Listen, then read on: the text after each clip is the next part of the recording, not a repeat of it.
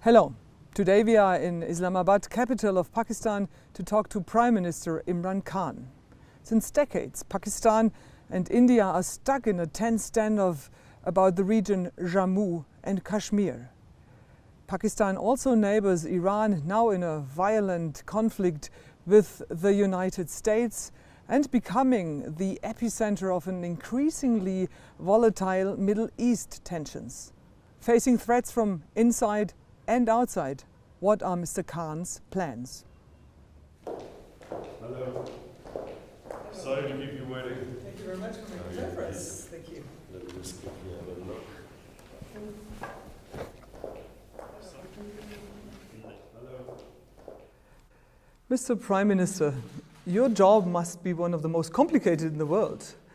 I mean, there is your relationships with the United States, there's China who really wants to invest here, but the more they invest, your relationships with the United States might become even a little bit more complicated. Then you have Iran, Afghanistan. Before you joined politics, you have had such a fantastic life. Why do you do that to yourself? So, a few questions. Let me start. Firstly, I came into politics because I felt that Pakistan has tremendous potential, always had tremendous potential. When we were growing up, Pakistan was the fastest growing country in Asia. Pakistan was a role model for development in the 60s. So we lost our way, and my whole objective of coming into politics was that we wanted Pakistan to achieve its potential, and it has huge potential. Now, your first question that we live in a tough neighborhood. We have issues, balancing act, because we have, for instance, Saudi Arabia, which is one of Pakistan's greatest friends, always been a friend in need for us. Then we have Iran, which is a neighbor, and we have always had good relationship with Iran. So the conflict between Saudi Arabia and Iran is something which for Pakistan would be disastrous if it went into some sort of a military conflict. So we are trying our best to make sure that these two, one neighbor and one friend,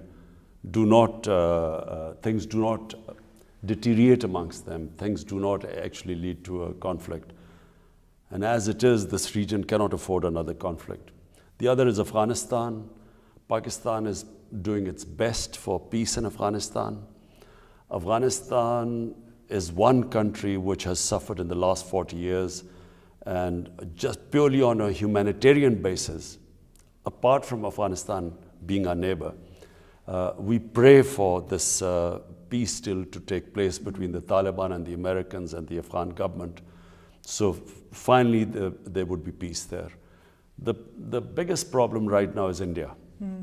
I'd like to catch up on that. I mean, we were nearly facing a war last year, and ever since Prime Minister Modi scrapped this special status for Indian-administrated Kashmir last August, it's getting even more tense. What is your government doing or planning to diffuse these tensions with New Delhi? Look, I was the first political leader to warn the world about what has happened in India. India has been taken over by an extremist, a racially extremist, exclusive ideology, which is called Hindutva. The ideology stems from RSS. RSS was born in 1925. Its inspiration was the Nazi Party in Germany. The founding fathers of RSS believed in the Nazi ideology of racial superiority. And just as the Nazi ideology was built on hatred for another minority, similarly, the RSS ideology is based on hatred for Muslims and other minorities, Christians as well. So therefore, I warn the world that it is a tragedy for India and I think for its neighbors that India has been taken over by this RSS ideology, which, by the way, 3 times was banned in India as a terrorist organization. RSS assassinated the great Mahatma Gandhi. So a nuclear-armed country of 1.3 billion people is in the hands of extremists. And so not only are people of India going to suffer, and they are already suffering, their rights in India and their demonstrations, but Kashmir, to be specific, 8 million Kashmiris now for over 5 months are in a state of siege. And it's because of the RS ideology, which believes that only India belongs to Hindus, other minorities are inferior. What does it mean for you? I mean, how can you handle that conflict? Do you try to talk to Modi? What are you doing? Well, when I first became the Prime Minister, I made every effort to talk to the Indian government, Prime Minister Narendra Modi. My first speech, I said, you come 1 step towards us, we'll come 2 towards you, that we can resolve all our differences through dialogue. But it soon transpired that there was a reason why India was not responding. And the reason was the RSS ideology. And this then soon became evident last year when on 5th August, they unilaterally annexed Kashmir. Kashmir is a disputed territory between Pakistan and India. In the several United Nations resolutions from 70 years ago, not only call it a disputed territory, but the people of Kashmir were given the right by the international community, by the United Nations, that they, through a plebiscite, they should decide their own destiny. But Prime Minister Khan, there are many Pakistani people who also say that the human rights situation in the Pakistani part of Kashmir is also not perfect. How do you answer to that? Well, this is very easy. Why do we invite anyone anywhere in the world can come and see the Pakistan side of Kashmir, and then they go and see the Indian side of Kashmir. Let them decide what is the difference. Yeah, but still, like, protests against the Azad Kashmir administrations aren't allowed in Kashmir. So that's not really freedom of expression either, isn't it? Azad Kashmir has free and fair elections. They select their own government. They run their own affairs. Like in any government, they will have problems. But as I repeat again, why don't we invite all observers from anywhere in the world? They can go to the Pakistan side of Kashmir, and then they go to the Indian side of Kashmir. They will not be allowed to go to the Indian side of Kashmir. Everything is sealed. All the top leadership is in jails in India. Thousands of teenagers have been picked up from their homes and taken away. There's no internet facility there. There's a total clampdown. You cannot compare what is happening in India to what is in Azad Kashmir. But let me stress that one more time. I mean, you'd really take strong stands for the freedom of the Kashmir people, obviously, on both sides.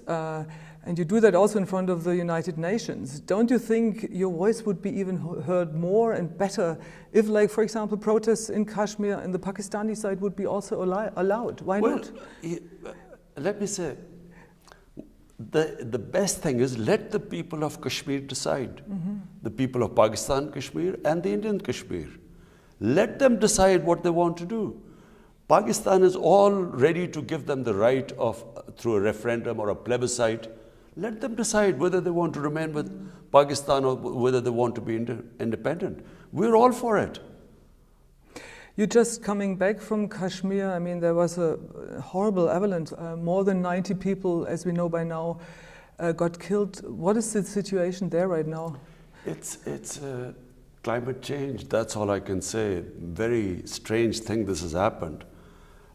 This sort of weather in Kashmir was unexpected, and in that particular area where most of the people went into these 2 houses thinking that they were safe, and the avalanche, when it came, it just took those 2 houses. So that's where the tragedy was. But unfortunately, this is climate change now. Do you consider like some cross-border aid with India in this specific field to help people the most and the best? There was already cooperation because on the borderline, the Pakistan side, the army was already cooperating with the Indian side because I think there were some losses on the other side too. But that's a good sign. So it's possible in really a tricky situation that both sides work together. Of course, in any humanitarian issues, we would work together. But the issue right now in the Indian side of Kashmir is not just a issue of humanitarian. It's a huge humanitarian crisis. Over 100,000 people of Kashmir, the Indian side Kashmir, have been killed in the last 30 years. And not just that, I mean the clampdown and since 5th August, this is the whole world should realize for 5 months the people of Kashmir have been put under siege. The schools are closed, they can't lead a normal life, communications are cut off. As I said, their senior leadership is all in jail. So therefore, I really hope that the world would take notice of this. Pakistan cannot have normal relationship if this disputed territory, dispute between Pakistan and India, recognized by the United Nations, if they have unilaterally annexed that area, how can Pakistan start talking to them right now? Do you think the world is paying too little attention? I'm afraid, and sadly, yes. Consider the sort of just the media coverage of Hong Kong, demonstrations. I mean, Hong Kong, what, 2 or 3 people, I don't think more than that have died. In Kashmir, the tragedy of Kashmir, what is happening, and you can't compare the two. And why is that? Why is that? Why do you think the world is paying so much more attention to the Hong Kong protests regarding the situation in Kashmir? Well, I think that the Western countries, unfortunately, number one is the primary consideration are the markets. It's commercial interest. India is a big market.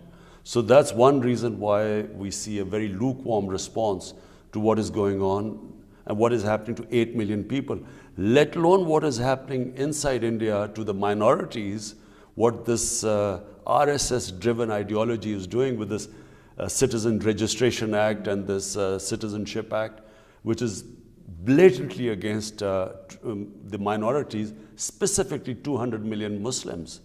I mean, this is unheard of what they're doing right now in India. But specifically on Kashmir, the silence of the world is number one because of commercial interests, India being a big market, and number two, I think, in the strategic Western mind, India is supposed to be a counterbalance to China. And therefore, you see a completely different approach to what is all this, and I'm afraid this is going to pose a threat not just to Pakistan and the neighboring countries or to the Indian minorities, but eventually this will be a threat to world peace. Because remember, if this goes wrong, in other words, this rhetoric of the Indian army chief saying that they put claim on Pakistan side of Kashmir too, and is saying something like if there was a parliament resolution, then the Indian army was ready to move to the Pakistan side of Kashmir. Then what would happen? The unthinkable would happen. 2 nuclear-armed countries would come face to face. And that's why even in the United Nations, I went there to the General Assembly and I appealed to the UN that you must intervene right now before things get out of hand. Mr. Khan, what could Europe and what could Germany specifically do in that regard? I think Germany has a huge role. Germany is the strongest country in Europe, and therefore the European Union. Germany can play a part in the EU, which is a big, apart from the US, EU is the other big bloc which the world looks for upholding human rights. Mm-hmm. So we hope that Germany plays its part. I spoke to Chancellor Merkel and I tried to explain to her everything about what is happening in India. And actually, she did make a statement when she was in India saying that you cannot have this go on for unlimited period of time where 8 million people are put under siege by 900,000 Indian troops. So she did speak about it, but I think, and I hope that Germany will speak out against what is happening. Mr. Prime Minister, you talked about minorities. Your government's Kartarpur corridor is along Indian Sikhs to visit a really important place of pilgrimage here in Pakistan, and you got a lot of applause for that. Do you think it can help to improve the relationship with India? You see, I have not understood that what was the mindset. I mean, no logical mind would not go towards solving, and I'm talking about Indian leadership and Pakistani leadership. Any logical mind would want to have peace and solve our issues through dialogue. It's logical because, you know, when you trade, we know in European Union that once trade starts between two countries, then the standard of living goes up in both the countries. Even if you suffer for an imbalance for a short time, but eventually everyone benefits from trade. So this is what I had in mind when I spoke to the Indian Prime Minister when I first won the elections. And the whole idea was that, you know, to alleviate poverty in the subcontinent, the best thing would be for India and Pakistan to start trade. Are you planning something for the Hindu community as well, so that they, for example, would be allowed to have a visa-free travel to India to visit their places there?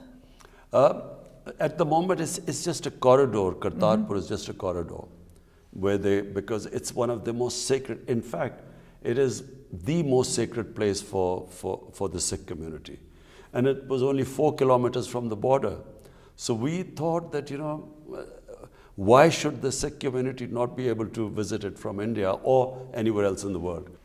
And that would mean that the Hindu community also, it would be easier for them to go to India as well in a bigger thinking, in a bigger picture. Do you working on that? Yes, we would like that. But at the moment, we have this tension going on. You know, there's bombing on the line of control right now in Kashmir. So we have this tense, and as I said, the Indian Army chief just gave a threat in Pakistan that they could annex Pakistan side of Kashmir too. So we have a temporary problem, but in the long run, and I hope a sane government comes to India, which is not driven by this mad racist ideology. What would be best for the subcontinent is if we can live in harmony with each other and trade with each other. And of course, there's only one difference, and that is Kashmir. And if that could be resolved according to what the United Nations Security Resolution was 70 years ago. Talking about the subcontinent, it's such a beautiful part of the world. I mean, especially Pakistan as well. Wouldn't it be great if you could kind of let tourism blossom and get more people here to visit these beautiful sites? We are opening up Pakistan for tourism. We have, for 70 countries, we have decided to give them visa on the airport. So it's a big change in Pakistan. We are really opening up our country for tourism. Pakistan is actually one of the most undiscovered tourism paradise in the world. Our northern areas, if people like mountain tourism, I think there is the most unique place in the world as far as mountain tourism go are the northern areas. So what else are you going to do to improve tourism or to grow it's also an economical branch, right? I mean, well, for a start, our security situation has now improved. Pakistan has, been the safest since 2004. You know, really problems in Pakistan started after 2004 when we joined the war on terrorism, and so Pakistan came in the eye of the storm, and we lost a lot of people. 70,000 Pakistanis died in this war. But now this is the safest year after 2004, so we are heading now towards security in this country. And that's why, as it is, tourism doubled in Pakistan last year. So as it is, because of the secure environment, we are having a lot of tourists now. Mr. Prime Minister, when we talk about security issues, we have to talk about Afghanistan. What is the current status of the Afghan peace talks? As far as I know, they were heading towards a ceasefire. And we hope that this happens, because I repeat again, Afghanistan is a great tragedy. For 40 years, people of Afghanistan have suffered through conflict. And so what we're hoping is now the Taliban American talks succeed, and with the new government in power of Afghan government, again, of course, President Ghani being re-elected, we hope that now there's some sort of a peace agreement, which is apart from the people of Afghanistan. The next country that is desperate for that peace agreement is Pakistan, because it opens up opportunities for trading right up in Central Asia. It becomes an economic corridor for us, trading between, if the more peace returns to Afghanistan, the more people in especially in our KP, the adjoining province to Afghanistan, will benefit. So, as I said, we are praying that this works out, this peace deal now. You really were quite a bit of a help for the United States. How close is your connection to the Taliban right now? Well, Pakistan has played its part in the peace talks. We've encouraged the peace talks. And secondly, also, we have there was a hostage situation. So Pakistan played its part in getting there were 3 Western hostages, or 2, which were released. So we are doing our best, and whatever influence, because remember, there are 2.7 million Afghan refugees in Pakistan. So whatever part we can play, because of still the refugees, and whatever linkages Pakistan has with the Taliban, because remember, Pakistan was the government that had recognized the Taliban government, which was there till 2001. So we will do our best. Is India's increasing influence in Afghanistan a threat for you? What do you make of that? Well, any country, Afghanistan is an independent country, and it can have relationship with anyone. Our problem was really when Pakistan, our security forces felt that India was instigating attacks into Pakistan through Afghanistan. That was the main concern of Pakistan. Apart from that, well, it's India and Afghanistan relationship is between the two countries. But it only affects us when we feel that India uses Afghanistan to have terrorist attacks within Pakistan. Mr. Prime Minister, you were quite critical about the reception of the world regarding Kashmir and India. When it comes to China and the Uyghurs, you are not really very critical about this issue. Why is that? I mean, you really kind of like to stress the fact that you see yourself as a bridge builder in the Muslim world. Why are you not more outspoken about the situation of the Uyghurs in China? Well, 2 reasons really. Number one, you cannot even, the scale of what is happening next door in India, you cannot compare that to what is supposed to be happening to the Uyghur community in China. I mean, just look at the scale. 8 million people in Kashmir are in an open prison for 5 months. So hence, I speak about that. Number 2, 200 million Muslims right now in India. With this Citizen Act, what we fear is disenfranchisement of these people. Remember that in 1935, when the Nazis started their pogrom against the Jews, first they had the Registration Act. Similarly, in Myanmar, they first started a Registration Act of Muslims and then started the ethnic cleansing of the Rohingya Muslims. So this is the first step, and hence that is my number one. I mean, it is the scale of the problem is so huge. That's why I talk about it. But there's a second reason too. China has been a great friend to Pakistan. China has helped us in our most difficult time again because of the crisis we inherited, the economic crisis. So the way we deal with China is that when we talk about things, we talk about privately. We do not talk about things with China in public right now because they're very sensitive. That's how they deal with issues. Very last question. You know, or you knew Lady Diana very well. What do you make of the current situation in Great Britain with the royals? What would she have said to what her youngest son is doing right now? Do you know what? I have so many issues right now dealing in Pakistan. It doesn't seem to be that huge an issue. If someone, I mean, it's their life, really. It's how they want to lead. Why should people interfere in it? Would she have understood it? I guess so. I can't say. I mean, frankly, I haven't really gone that deeply into a situation. I think a young couple want to, as far as I know, want to lead their own life. Well, it's up to them. Thank you very much.